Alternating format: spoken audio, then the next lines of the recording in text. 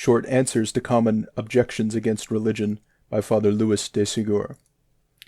45th Objection. I know some devotees who are no better than their neighbors.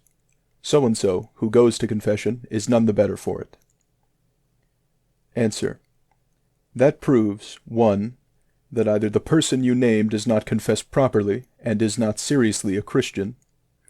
2.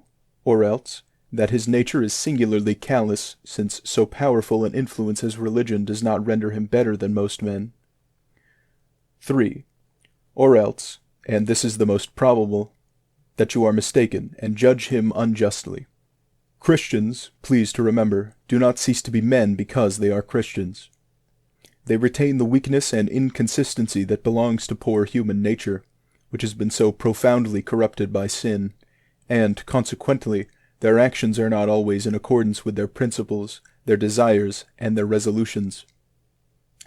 But if religion does not correct all the defects of our characters, if it does not entirely and immediately destroy all imperfections, at least it diminishes them, and destroys them little by little. It unceasingly commands us to combat them.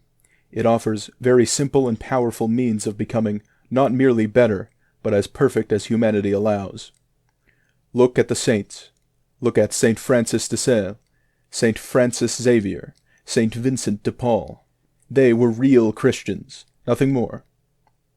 Thus, upright and courageous souls who make use of these means correct themselves promptly, and end by becoming first better, then good, and then by attaining excellence. What is very certain is that the majority of those who exclaim against devotees are, 3/4 of the time, 10 times worse than they. They see the mote in the eye of their neighbor, and do not perceive the beam which is in their own. Religion cannot but render us better.